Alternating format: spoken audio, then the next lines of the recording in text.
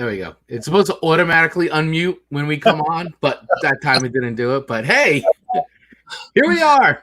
We're live once again. We are live and in person here. Yeah, the magic of virtual streaming, live streaming here. So welcome everybody to another episode of the Galaxy of Geeks podcast live. I don't know. We're just calling it Galaxy Geeks Live now. I don't know. We haven't really come up with the thing. It's just like we just said, well, let's just start doing this live every Thursday. Sure. So I guess, Galaxy Geeks Live. Welcome to Galaxy Geeks. How's that? We'll just do that. Sounds good. All right. Welcome everybody to Galaxy Geeks. And we're really excited to have you on with us today. We're super pumped. We got lots to talk about. There was something that happened yesterday too. I don't know, something in DC. I don't know. So something happened here in the United States, but it had nothing to do with Deadpool or Star Wars or anything like that. Unless, of course, I think the greatest thing to come out of yesterday was all the Bernie Sanders memes that have been going on. We were just talking about the Ryan Reynolds one, which I think I actually have here. I could let me see if I could share this. Here it is. I love that. I think that's great. That's on his Ryan Reynolds Instagram. I think that one's really good. Like the chair, they took the chair out and everything. Well, you can tell when there's I know, but they Photoshop pretenders and when people really know what they're doing, when they have their stuff in order. Yeah, they did a really nice job with that one. I like that. That one was good. That was nice. So yeah, we have other things to talk about other than just Bernie Sanders memes, but lots been going on with the news and things happening in the world of geekdom. I just saw today. I don't know if you saw this, Victor, but and I know we have a little bit of an agenda too to go through because we want to keep these shows to an hour. That's the goal. But I did see that looks like they're going to be announcing they're going to be pushing back Black Widow again is what's happening, which I think is set for May.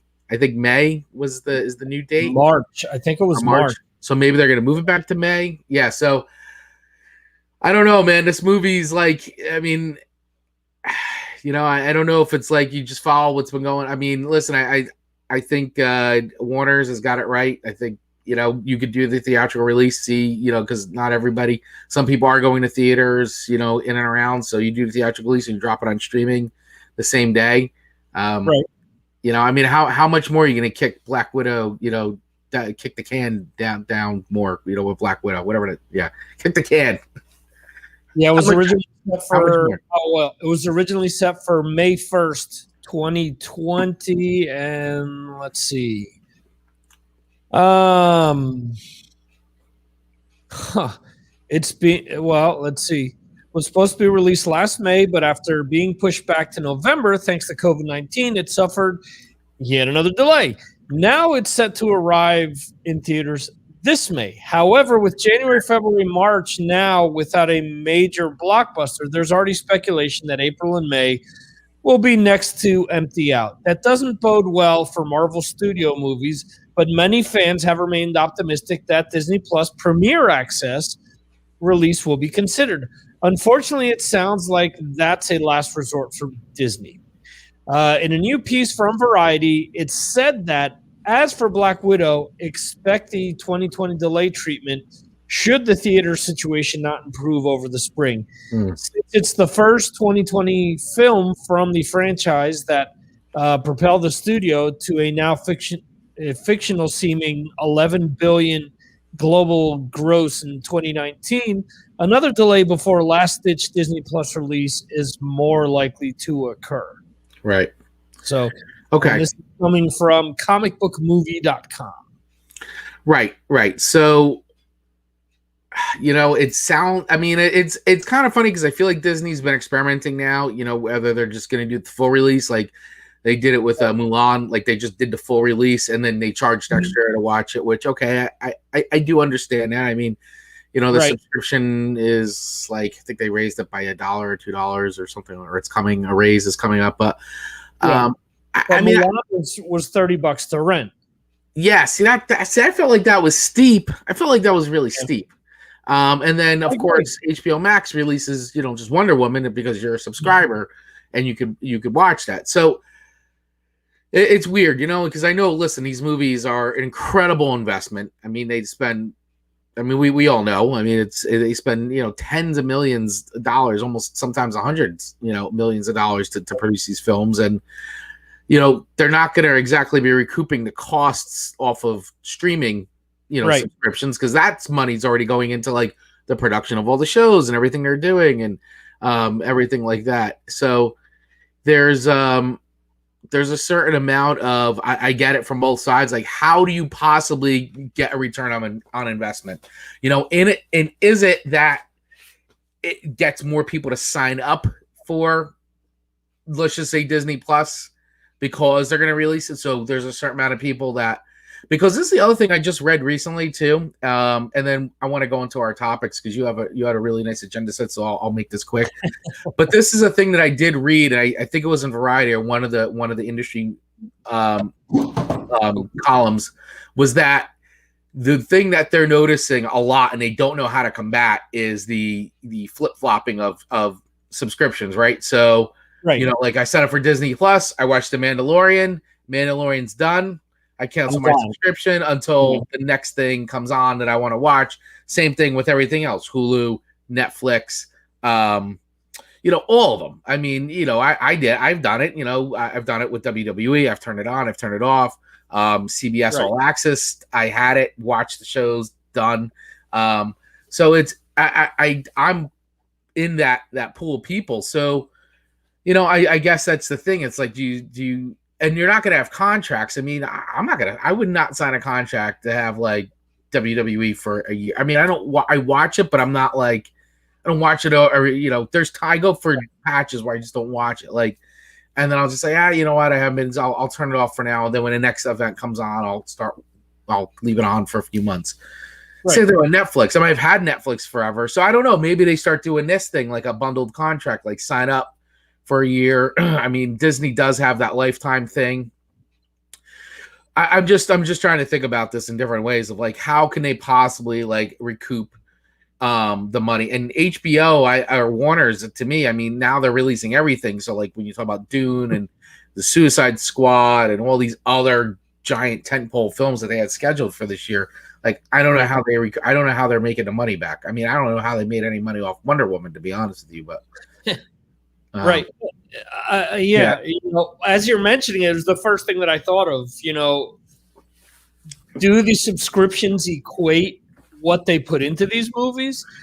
Do they also, because I have a feeling that if I have here's the thing.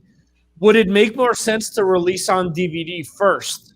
Blu-ray, DVD, and then not hit the streaming services until like 6 months from now.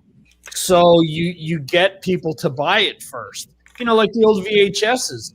You could rent them initially, but then you couldn't buy them until like this amount of time later. So do they go that route? Or you buy the digital download? I mean, we did rent Bill and Ted. I mean, we paid the whatever it was. Right. I mean, we rented it. We loved it, and we had the rental for what it was, 30, 48 hours, 72 hours, and it was great. I didn't have to own it, but we bought it, and the two of us watched it, and then I forgot whoever else was over.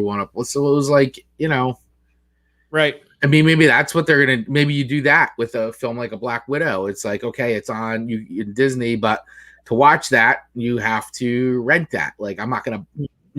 But then is it like $30? And I'm like, I'm not going to pay $30. Like $30 is way too much. I mean, if you tell me it's going to be $10, all right, maybe, I'd think about that. I mean, I would pay 20. I'd pay 20, 25 knowing, okay, we would have gone to the theater, but I don't have a theater set up, so I'm not getting the same experience, but I get it, and especially if like a bunch of people come over and like, we watch it again if we like it. I didn't like Wonder Woman, so I didn't rewatch it again. But But I would pay $25 max. $30 to me seems a little steep. I just feels, and I know you can say, well, you would pay $15 to go to a movie, right? $15, but yeah, but it's different. It's like you said, I have the setup, so I have the equivalent of like a home theater setup, right? So it's different for me as opposed to a recent podcast that I recorded with Mark Striegel. He was saying, I need to go to the theater because I don't have, A, I want the experience, and B, I don't have anything set up at home that's going to even mimic anything close to the theater. Yeah, I mean, and that's what you want. I mean, that's what you pay for. That's right. Part of the experience, the theater experience. Right. So anyway, I don't want to go. I don't want to go too, because I know we could probably make an entire show just out of this topic. But I just wanted to bring it up and talk about it a little bit. But we'll move on. We've got other cool topics to get into. So what's the first topic? Rainy day topic for the future. It is a rainy day topic for the future. We could definitely go on and on about it. Yeah. So let's talk a little WandaVision. Yes. I personally have been enjoying it. We can throw some theories around as to what we think is going on. Mm-hmm. It is also interesting to read other people's comments regarding whether, they're into the series or not. And right. It's funny because I was listening to a wrestling podcast the other day. Uh-huh. And Bully Ray or Bubba Ray Dudley, depending on how you know him, talked about how nowadays that wrestlers need to kind of slow things down, that there are too many people doing just flips and car crashes and this, that, and the other thing. And what he equates that to is not building up stories enough. Right. And I thought of it, how a lot of people are talking about, I saw somebody say, oh, this is a big, huge turd.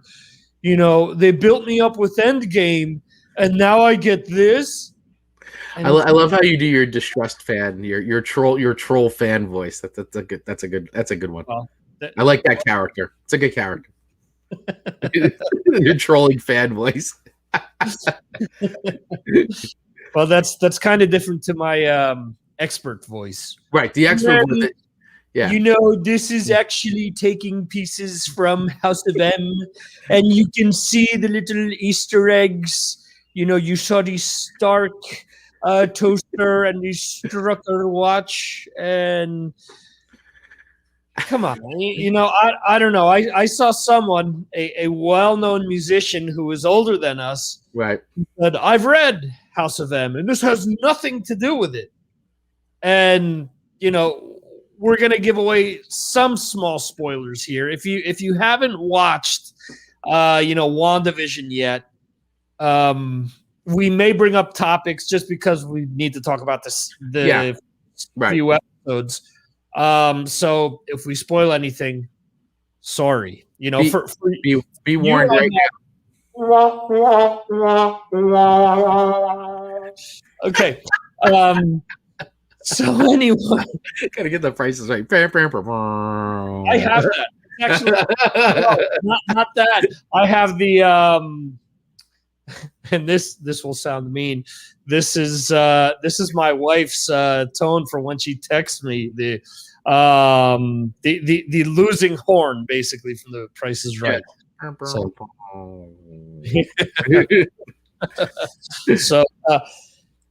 So I've seen people say it's boring. It's it's straying too far from this or straying too far from that. I enjoy it so far. Right. Yes, it's slow, but think of this. We're building the next phase of Marvel. We haven't been able to see Black Widow. I think based on the storytelling here, Black Widow is going to be a standalone. Yeah, because it's obviously before the event. I think it's supposed to take place after Civil War, between that and Endgame, I think. Right. I don't know. It could even be before that, where before she even joins up with. True. Yeah, I'm not sure where it fits in this timeline. Yeah. So, and I think based on this series, timelines are about to go out the window. You know, Wanda Maximoff is going to be a central piece of Doctor Strange, and get this, the movie is called Dimensions of Madness, if I'm not mistaken, or Multiverse of Madness. Multiverse of Madness. Yes, yeah. Which multiverse means we're getting a lot of different dimensions here. So multiverse better than multi-ball and. Like, so if you get multi-ball and pinball, is it better to have a multiverse or is it better to have multi-ball? Oh boy, I was going to say, isn't that someone who's born with 3 testicles? No, but no. I digress. Anyway, so I don't get why people are getting all upset over this, because they're building the next phase of things, with the prospect of everything that they're talking about with Doctor Strange, with Spider-Man, and who knows what else. Is going to tie. Well, it's all going to tie in one way or another. I mean, they're going to definitely tie it all in. I mean, I'll say what I posted in the group was that, you know, it's weird. It's not something we've seen from MCU, but I dig it. I like it. And I like the weirdness, the mystery. You're trying to figure it out. They're dropping clues and they're doing the fun callback stuff. And it's like, I like the format they're doing because it gives them freedom to do some things they've never done before. And just the weird bizarreness of it. And like, almost feels a little slightly Twin Peaks-ish a little bit, you know. And David Lynch what I don't get about people, I hate 50s sitcoms. You know, that sucked. You know, it was all white American. It was this. And it was that. Like, no, but there are people even stirring up like racial shit with it, and it's like there's black characters in this. Monica Rambeau is in this, who is Ms. Marvel and Photon down the road. Danny Wong, who we saw in Ant-Man and the Wasp. Yeah, he's Asian. You know, there's a bunch of different things here that are going on. There are a lot of different clues, as you're saying. There are all types of rumors and who's to appear, who Catherine Hahn's character is, who, you know, all the various facets of this. And, you know, I posted some things. You also posted something from Screen Crush about Vision is actually alive or not. I mean, I think they're doing a good job with giving you different theories and different things without getting too like salacious with some of this stuff. Yeah, I think it's fun to sit and speculate now. I mean, this is the fun part about these shows, is being able to like figure out like where they going, who are they going to bring in. Like, you know, there's a villain involved somewhere, so it's like, which villain are they going to introduce? Who's going to be new to the MCU here? Like, this is a great way for them to bring in somebody new, or maybe get you know, a possible X-Men. I mean, there's a thousand ways it could go, and this has been the fun of it now, like figuring all this out. Because she's technically a mutant. She is. I mean, and if they go down the storyline of how it was in the comics and things like that, I mean, she is a mutant, you know? But, I mean, and technically she still is a mutant. Like, she already had abilities. It's just that using the Tesseract really, like, enhanced it. Yeah. So, I mean, there's that aspect of it. There's, you know, there's, if we follow the House of M storyline, with her thinking that she's pregnant, it brings Mephisto into this. Mephisto was a big part of, you know, a lot of different storylines across the entire, you know, Marvel universe, basically. Yeah. He ties into Loki. He ties into, you know, Scarlet Witch through Agnes Brathwaite is the last name, I think, who's the witch that I think so, yeah. Taught her about her abilities and stuff. And the rumor is that the Catherine Hahn character, with the brooch and all that, and she's so that's been all that parallel, and that very well could be. I mean, that's it makes sense for them to bring this stuff in. I mean, it's in there, it's in the books. Like these were things that happened. Like, you know, there are more people in the Marvel universe than just the Guardians of the Galaxy and Iron Man and Yeah. you know, like it's a huge comic book universe. Yeah, absolutely. So, I love it so far. It'll be interesting to see where they build, and we'll talk a little bit more about Marvel and Disney Plus, because there's going to be more topics that are here that are involved with that, and even topics outside of the MCU where we're going to touch upon Disney Plus. So yeah, absolutely. So rumors of Deadpool 3 are now circulating with Ryan Reynolds and an R-rated movie being brought into the MCU. Kevin Feige confirmed that last week when promoting WandaVision. There are rumors that is this where the X-Men come in? Mm-hmm. I think people are just jonesing to see the X-Men. There's so many different things. Is it Black Panther 2? Is it Deadpool? Is it, WandaVision?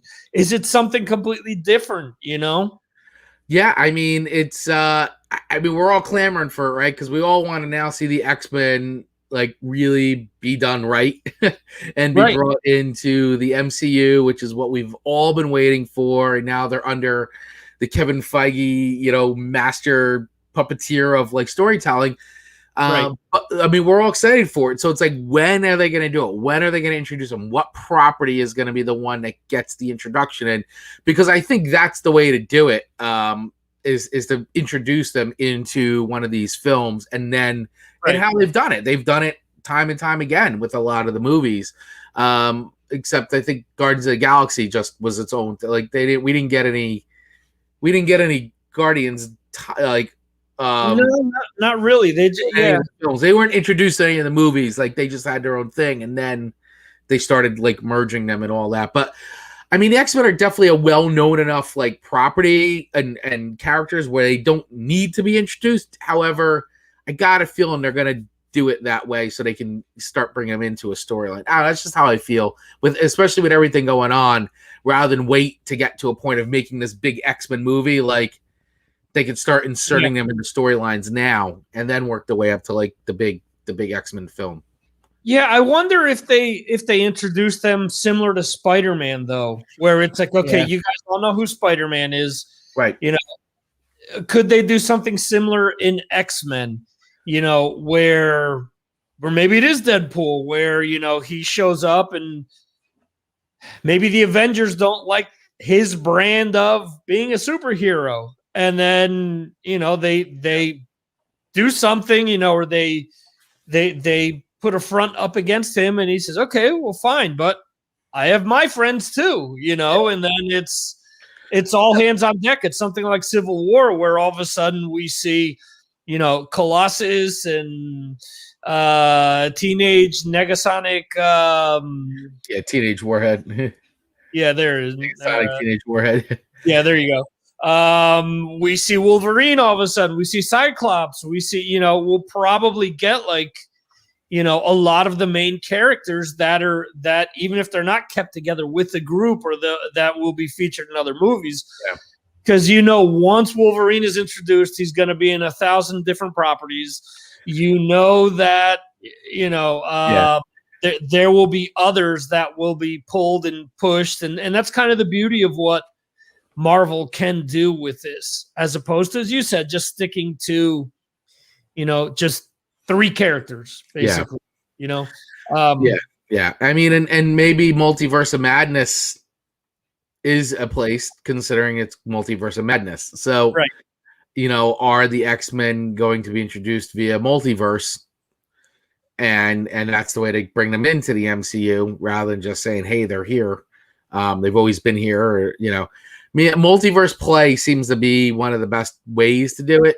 That just makes more sense from like, well, why weren't they involved in Endgame if they were here all along? So you can be able to go down those roads and saying, well, that's because they exist in a completely different universe. Like it's not, and that's why they weren't part of, Endgame and all that.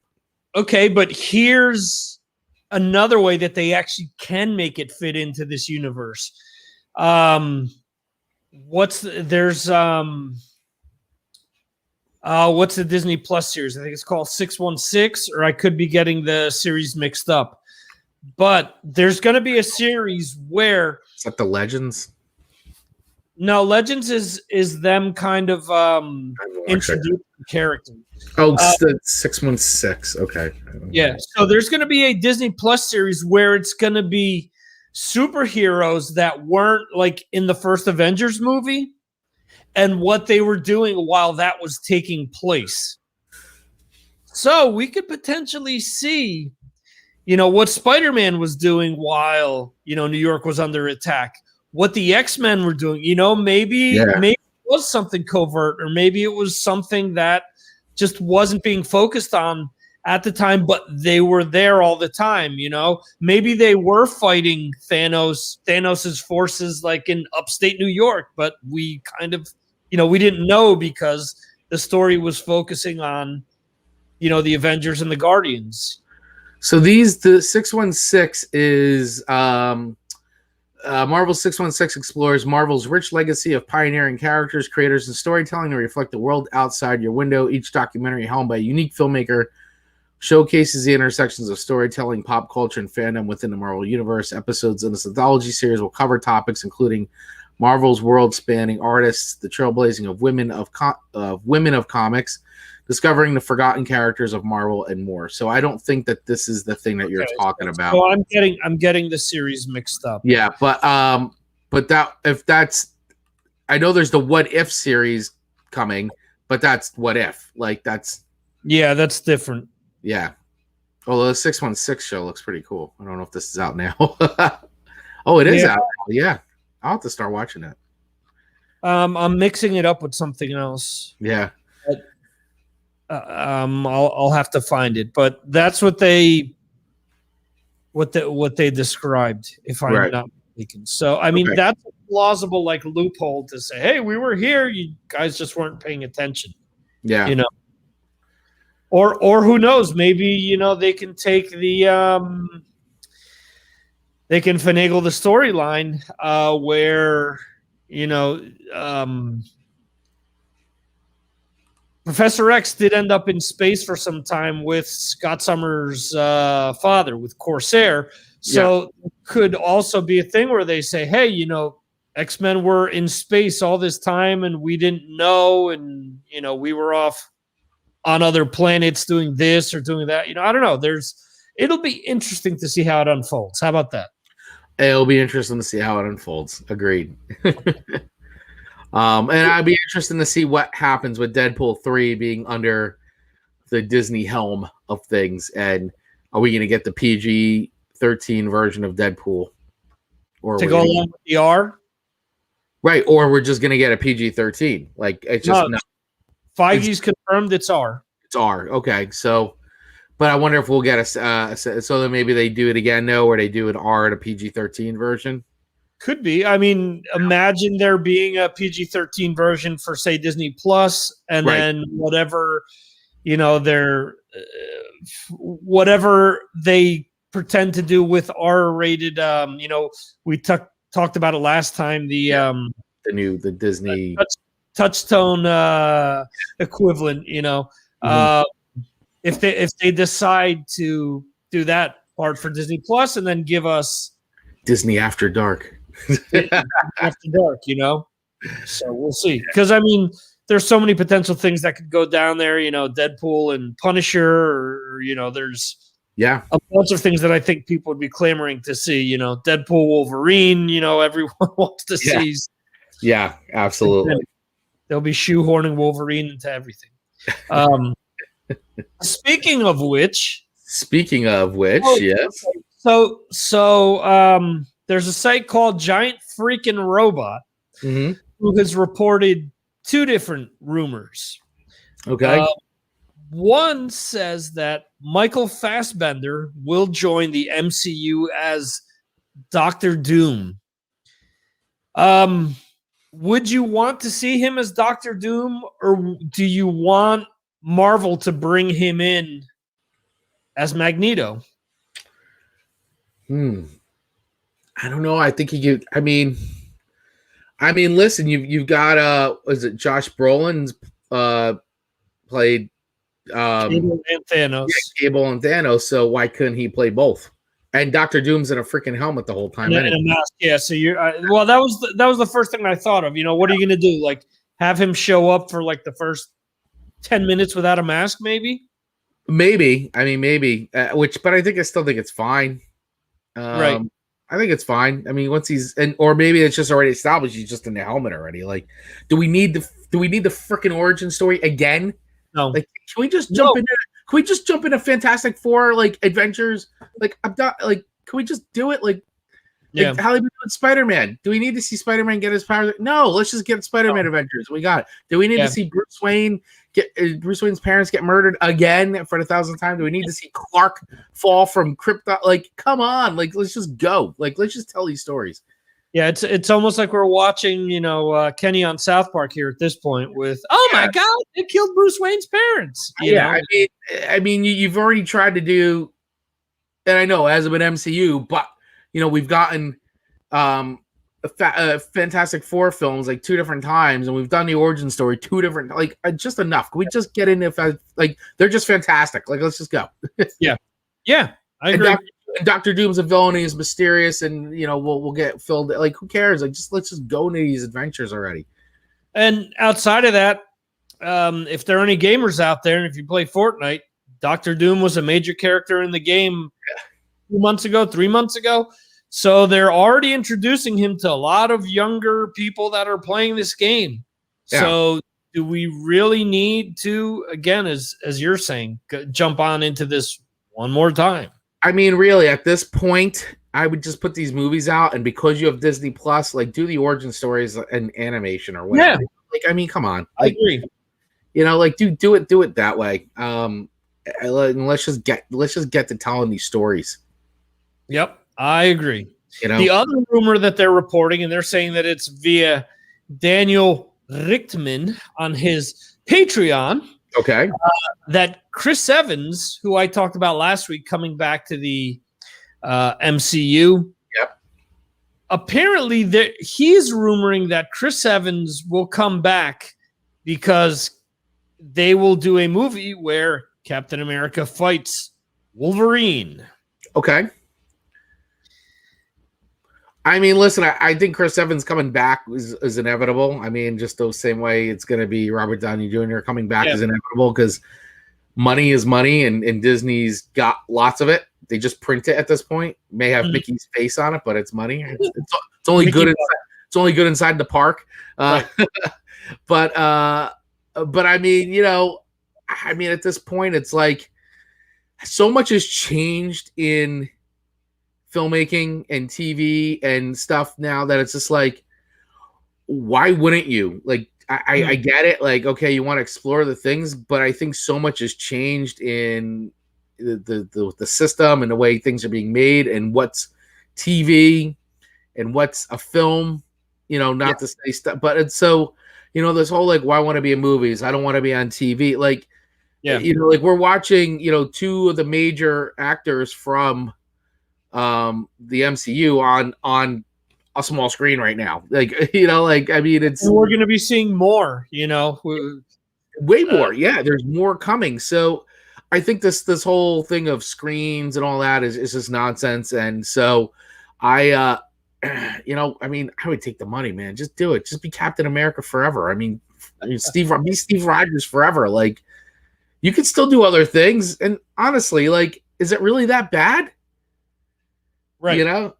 Well, that leads us to our next point here. Oh, wait, what was that? What was that sound effect? Star Wars. So here's my question to you. I'm getting a lot of texts, by the way, for somebody who can't, all right, let's comment on the stream. So okay, let's go. Let's. And what the person texting me is not coming up, so I have a feeling this is Christian. If you can hear me, if you're watching this, let me know if this is you, because on my phone, for whatever reason, the name's not coming up, just the phone number. But so I'll read some of the comments again. So everyone wants endgame level battles in the first 20 minutes. It's ridiculous. So I'm backing up a little bit. Mephisto, definitely, exclamation point, backing that up. And then Chris Evans as a Secret Empire Hydra Cap. That would be interesting. Yeah. So that's it. I just got that text. So that could be where he's playing that role as the Secret Empire Hydra Cap. That's interesting because the argument it is Chris, by the way. Yeah, I was going to say similar to Anchorman. Baxter, bark 2 times if you're in Cleveland. Yeah.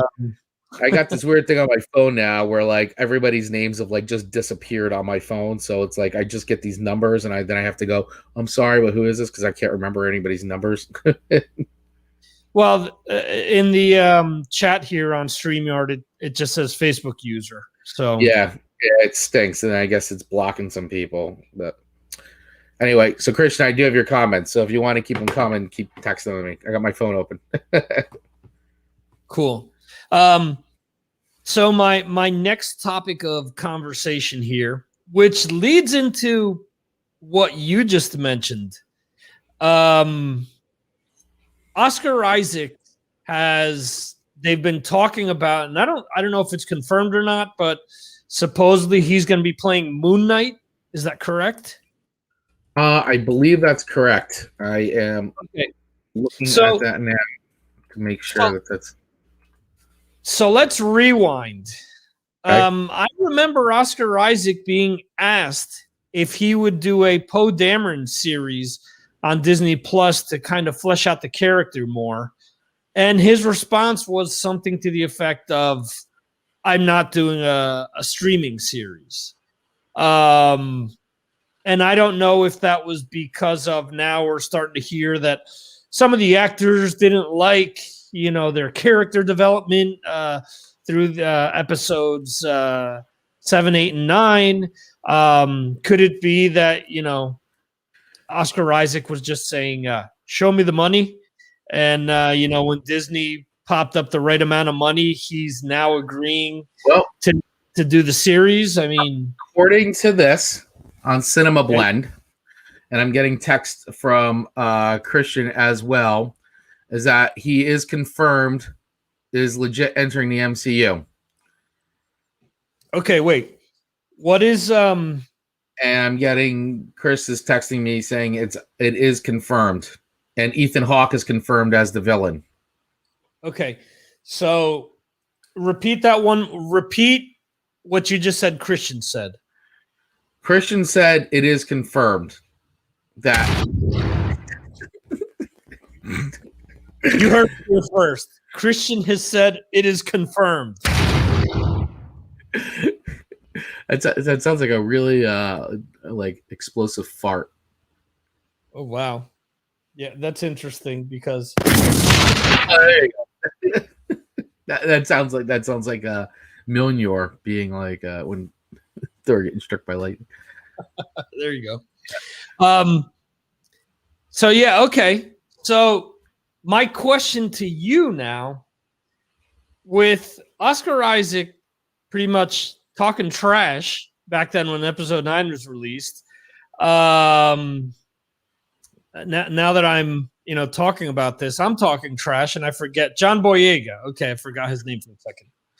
He's also said that he has no interest in playing Finn ever again, or apparently. So we've already heard before this that episode 9 was the end of the Skywalker saga, and that we were no longer going to see anything Skywalker related. But yet, Mandalorian, we see Luke already. What I'm trying to get at here is, I don't know if they didn't know where they were going after episode 9, and the Mandalorian has now kind of cleared the way for a lot of different things. I don't know if COVID out of necessity has also made Disney shift things as well. But could you foresee that we have series in the future with with the characters Finn, Poe, and or Rey? I would say that's a yes. Whether or not any of them would come back and do it, I don't know. I mean, John Boyega seems pretty bitter about his treatment of his character, and I think he's I actually back him up on a lot of things he's saying, especially how I think he was treated in Rise of Skywalker. I don't know. It was just, everything was weird. It was like they set him up in Force Awakens, I think, really well, and I was excited to see, because I thought this was so cool that we were going to explore this, like something we'd never seen before, a stormtrooper with feelings, like who like leaves and like joins the resistance, and then we start getting that he may be force sensitive and have abilities, and I just felt like they just abandoned that, right? And then it just did not do his character any service at all. So I understand from his point why he'd be upset and why he may not ever really want to come back again. I mean, listen, never say never, especially in this business, because it's like, if you're looking for work and someone wants to hire you and you do what you gotta do. So I mean, even Hayden Christensen, who left business Hollywood altogether, like is coming back for Obi-Wan series. And it doesn't mean he's going to be in a ton of them, but he's back and he's doing something he probably said I will probably never do again. Like, so is it impossible? No, I don't think anything's impossible, especially when you've got like a Cassian Andor series coming. Right. So Diego Luna is going to be in it, which I'm very excited about that series. I think it's going to be cool. I'll tell you, I'm more excited about a Cassian Andor series than I was about a Han Solo movie. I'll say it. I think they would have been better served doing a Han Solo series over a Han Solo film. Right. I think that's all changing, though. I think we're gonna see now with everyone liking The Mandalorian so much, and I kind of figured this out the other day. If you think about it, The Mandalorian was 30 to 40-minute episodes. I think two episodes were over 50 minutes. So I think I figured it out the other day. We got like, I think it was 6 hours of programming from The Mandalorian this year. Okay. So that's essentially 3 movies. Okay. Having these series actually changes a lot, because, even Black Widow, imagine if they decide, okay, we're not going to release Black Widow for rent, but we're going to break it up into half-hour pieces. Mm-hmm. And we're going to break it down so it's going to be a 9-episode series as opposed to it being a movie. That's how we're going to recoup our money. We're not going to make it a movie. We're going to make it a series instead. We're going to break it up in the correct locations, in the right spots, and then it keeps people subscribed until the next thing comes out. I think we've talked about this before, where, imagine that they decide to go in a way where you build characters up in their own individual series, and then the team ups are what end up in the theaters. Mm-hmm. I mean, I don't see that being, beyond the realm of possibility personally. Also, getting back to the whole John Boyega thing, being kind of playing the devil's advocate. How? I will say we do have a question real quick too, so we can come back. We can answer this question, but I got a question from Christian is, what do you guys think about the Book of Boba Fett show? So we could table that and finish your thought, and then come back around if we want to deal with it. What was I saying now? Well, you were about to ask me something, and then I was like, "Oh, sorry, I interjected." Okay. Now I'm spacing here. Well, we were talking all about Star Wars and all the different things of the properties coming out and the different actors. Yeah. Now I remember. Okay, playing devil's advocate to John Boyega. Yeah. With all of the characters that they had to shoehorn into Rise of Skywalker, what would you take away from that movie to give his character more depth? Because, let's be honest, one of our least favorite parts of these last three movies focuses a lot on his character, which is that casino part in Last Jedi, where he was given ample time with Rose. Right. But they didn't do anything with those characters. Like, they literally just threw them on like some like nonsense side mission that went on way too long. And I think if you were going to delve more into Finn's character, like especially with the force sensitivity and things like that, I think you would have done it there. Like all that stuff following him would have been the time to do it. And they sort of didn't do it. They didn't bring any of that together. Like, and they gave him some like goofy caper to put them on, which like just went on forever. And it just didn't, for me personally, it didn't work. And it's not their fault. It's just, to me, I think that was just poorly written. I mean, it was just not done well. And they set things up with that character, and they even, the way they even left it too, with like he's fighting Kylo Ren at the end of Force Awakens, and then when Rey comes and all that, and then boom, we get him waking up, and it's just like, I don't know, it's like nothing had happened. I mean, other than the fact they brought back you're a traitor, you defected from the First Order. Yeah, I mean, okay, we got that stuff, but like, like if you're gonna set this up that he's force sensitive and everything, like it just didn't. They didn't go anywhere with it. Yeah, I think their biggest problem was they should have tied J.J. Abrams down to 3 movies, because if you think about it, introducing those 3 characters, Rey, Finn, and Poe, was fine. It worked good in the first movie. You had a Maz Kanata that was there for, a little bit. Yeah. I think once you got to episode 8, you're already, you haven't developed these characters enough. Plus you're working with the old characters as well, and you're shoehorning in more characters. If you really think about the original trilogy, Han, Luke, Leia, Chewbacca, the droids, Vader, those were steady throughout. Lando was a small piece. Boba Fett was a small piece. Yoda was a small piece. And what was there? I mean, the Emperor was the only like really big piece in Jedi. If you think about it, everyone else was just small bit pieces. I think the looking back in hindsight now, the stumbling block there is, A, you have to feed everyone's nostalgia on one hand, and then B, you also want to bridge to a new generation, but instead of bridging 3 main characters, because, Han was gone, you tried bridging in 20 new characters. You had those 3 in the first movie.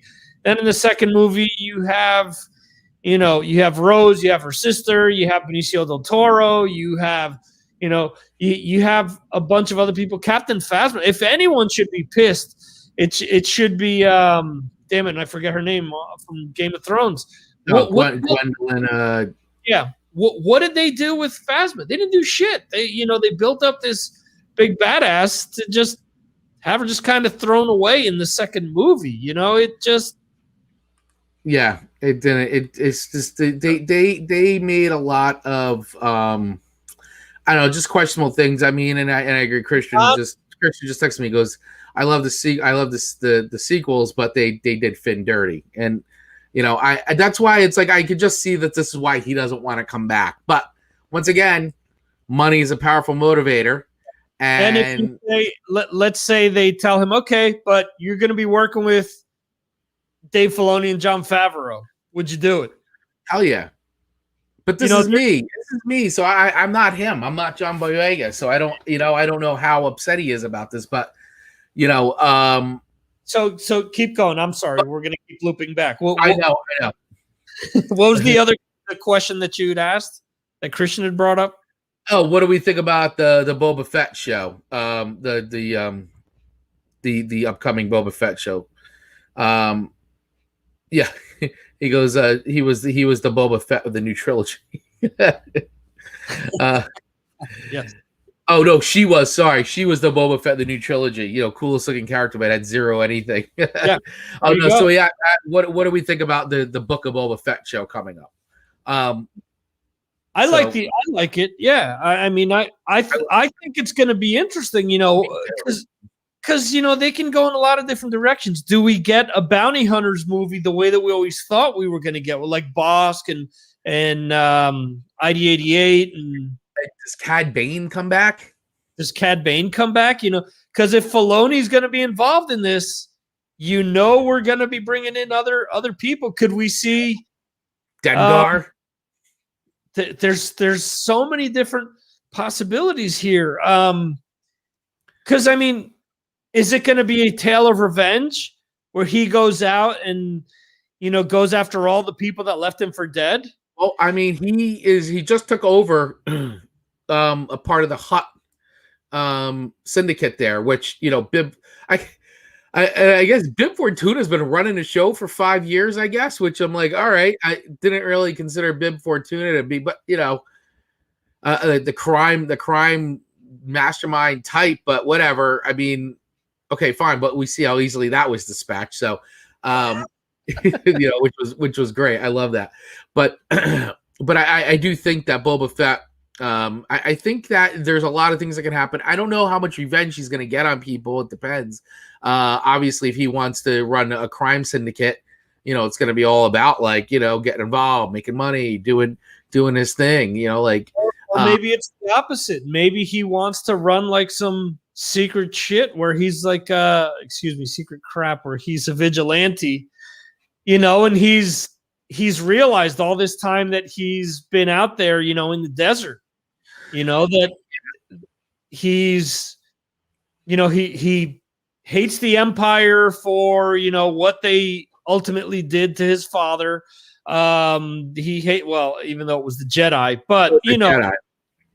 But at the same time, they used his father. There was, there's so many different angles that they can play with this. I think it's great. And do they build to a showdown between him and Din? I mean, is that the ultimate thing where, at the end, one has one clear-cut vision, or maybe him and Bo-Katan, or again, so many things that are open that are possibilities. Yeah, I think that it could be like just a lot of the Tales of the Bounty Hunter type stuff that we've always wanted to see. And I actually hoping it is that, because I find that to be like pretty interesting. Like, I'd actually like this to sort of not have anything to do with like any of the other storylines. Like, I'd like to now delve into like more of the underworld of Star Wars, like the stuff that we've read in the books and things like that. Like, I think that'll be awesome. It'll be interesting, and it'll kind of give it like that Wild West feel as well, mixed in with like the Godfather. And I love the whole Conan ending, which was great. Like, I'm sitting on a throne, like at the end of Conan. This does bring in a lot of places for other characters to come in. We do know Han Solo's alive during this time, so, but not. I don't think that's gonna. I really don't think they're gonna. Unless they have the guy that played Han Solo in the Solo movie, Right. I mean, do we see Kanji Club? The Death Squad. Yeah. I mean, all these things are possibilities.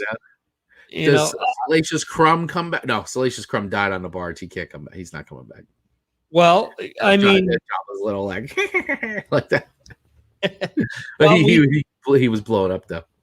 I'm trying to think. No, because Rebels took place before Rogue One, if I'm not mistaken. Yeah. I was going to say, do we see a crossover with Maul, but Maul's dead and gone by then? Yeah, Maul for all intents and purposes is gone. Yeah, Obi-Wan got rid of him. Obi-Wan dispatched him. Obi-Wan dispatched him before New Hope, technically. Yes, absolutely. So that storyline's done. Yeah, I mean, I think there's a lot of I'm excited for the show, and whether they just make it a one-off limited series, which is cool. You know, like I don't know if we need to do multiple series.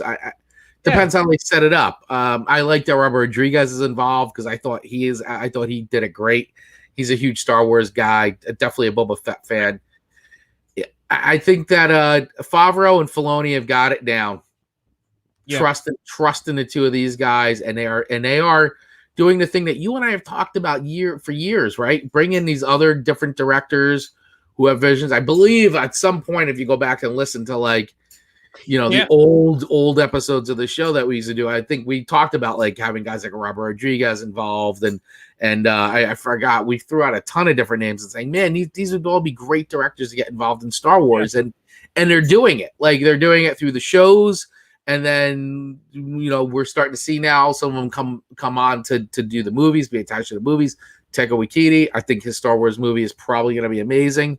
I'm excited already. I love that Patty Jenkins has got her Star Wars film, which I'm excited for that. Like I love now that they're doing. I feel like this is the right way for them to be going with Star Wars. Yeah. Did you see Taika Waititi's tweet about that, about his official announcement? Yes. He said, "Great, I'll make sure to put out something effective. I'll put something out that sucks, so everyone can complain about." So something to that effect. The most Star Wars. He said the most Star Wars thing ever. But yeah, to your point, much like Marvel, you find people that are interested in doing right by them, not like what they did with Solo. Hey, let's hire two, Lloyd and I forget his partner. Let's hire two hot directors, similar with D&D from Game of Thrones. Let's hire some, hot people that are out there to have them do this. Well, what do they know about Star Wars? Do they really care about it? So and are they gonna what do they bring to the table? And are they just, and it's like, and are they the right directors for Star Wars? Like that's the thing. Yeah, I think I think a lot of these guys probably, they jumped the gun. Like they probably should have brought them into the world that's being created now with the shows. Mm-hmm. Because as we've said before, I feel like the shows are a good breeding ground for giving directors sort of their shot, or get them used to Star Wars, and then kind of see what they've got, and then say, hey, you know what? Working with you was great. The process was great. These episodes were awesome. The fans went berserk. Like, you get it. Why don't we do a movie? Let's do a film together. I think I know Patty Jenkins isn't, but you know what? She's an awesome director. Like, I really like her a lot, and I think she's a great pick to do that film. Rogue Squadron. The other thing too is I think they learned a lot from having the Russo brothers on board, where by having someone that's really invested in the properties and developing the characters the right way, it's only going to make the stories better, and B, it's going to make you a crap ton of money. Yep. So I think that's definitely something that they have to see. And again, Taika Waititi with Thor Ragnarok alone, and then later what he did with The Mandalorian, already. And he's a proven commodity within the MCU and within Star Wars. Yeah. That it's more than likely going to be great, whatever he does. So yeah, no doubt. I have full faith that he will produce a really great Star Wars film that we're all going to be like going berserk over for a very long time. Yeah. So I'm excited about everything coming up. And tomorrow by the time this episode, we're doing this episode live, it's Thursday. Tomorrow, which will be Friday, Disney Plus will be dropping episode 3 of WandaVision. So we'll be talking about that for sure on next week's show, as well as anything else that comes up. I just saw that comment come through. That's Josh. Is that confirmed? So is there any other topics that we had? I couldn't remember. Well, those were all the topics, and we're more or less at the oh yeah, we are. Look at that. Oh man, and I'm looking here, and Christian's still hitting me with texts. I'm missing all of them. So I'm sorry, buddy. Sorry you couldn't get into the stream today. I don't know why that was bugging you out, but hopefully we'll get you on next time. We would love to get you on the show too, so we got to get you on as a guest at some point. Absolutely. Yeah. So any last words before we call it a night? I think we covered pretty much all the bases. Cool. Like you said, we'll be talking about WandaVision again next week and whatever other rumors do come up. Just remember, if you are watching this on YouTube, if you happen to listen to the audio version of this, make sure to go to galaxyofgeeks.net and find all the great links to our social media. Make sure to subscribe and share. And that's it. And if you aren't listening to this live, Thursday, 6 p.m. Eastern, 3 p.m. Pacific, 11 p.m. in the UK, and 12 midnight in Europe. And that's about it, right? That's about it. That's all she wrote. So thank you, everybody who is watching this live with us, and thank you for everybody that will watch us on the replay. We really appreciate all your support. And yes, do all the things that Victor said, because it only helps us keep the channel going, helps us keep getting the word out about the show. And, we love doing this, so we don't make any money from this at all. This is something we purely do out of enjoyment and to talk about our passions for geek and nerd stuff, because who else are we going to talk to about this? Absolutely. I mean, really, when it comes down to it, and also, if you want to join our Galaxy of Geeks group on Facebook, it is a private group, but we are letting everybody in, so we want people to come in. So please feel free to search that on Facebook. Just search Galaxy Geeks group. There's a Galaxy Groups fan page, but the group is where all the fun action is happening, and we share all kinds of different things. We have conversations, everybody's posting. It's a pretty active community, so we'd love to have you be part of it. And it is drama-free, no trolls. If you're a troll, you're out. We're kicking you out, so we don't want any trolls. There you go. All right, everybody, have an awesome night, and we will see you next Thursday for another episode of Galaxy of Geeks.